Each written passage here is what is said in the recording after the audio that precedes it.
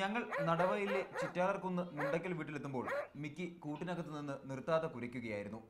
കാരണം മറ്റൊന്നുമല്ല, മുറ്റത്ത് കുട്ടികൾ ഫുട്ബോൾ കളിക്കുന്നു. തന്നെ കൂട്ടാതെ കളിക്കുന്നതിനുള്ള പരിഭവമാണ് മിക്കിക്ക്. അല്പനേരത്തെ കുരസമരത്തിനു ശേഷം കൂട് തുറന്നു. പിന്നീട് പന്തിന് പുറകെയുള്ള കുതിപ്പായി. അപകടത്തിൽ വലത് കൈക്ക് പരിക്കേറ്റതിനാൽ കൈക്കൊപ്പം മുഖവും ഉപയോഗിച്ചാണ് പന്തിനെ വരുതിയിലാക്കുന്നത്. ആളുകൾ എത്രയുണ്ടായാലും ബോൾ പൊസിഷൻ നോക്കിയാൽ മിക്കി തന്നെ മുൻപിൽ.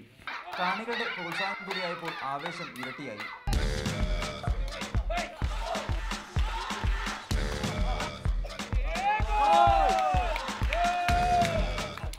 ഏറെ നേരം കളിച്ചപ്പോൾ ക്ഷീണമായി.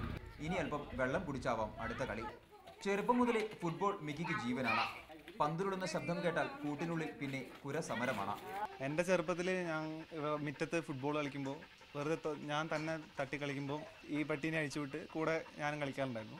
അങ്ങനെ പിന്നെ ഞാൻ ഇപ്പോൾ റോട്ടിൽ പിള്ളേരെ കളിക്കുമ്പോൾ പട്ടി കൂട്ടിൽ അടങ്ങി കിടക്കില്ല.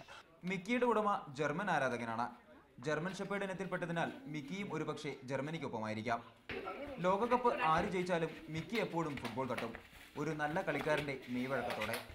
മനേഷ് മൂർത്തി, മീഡിയ 1, വയനാട്.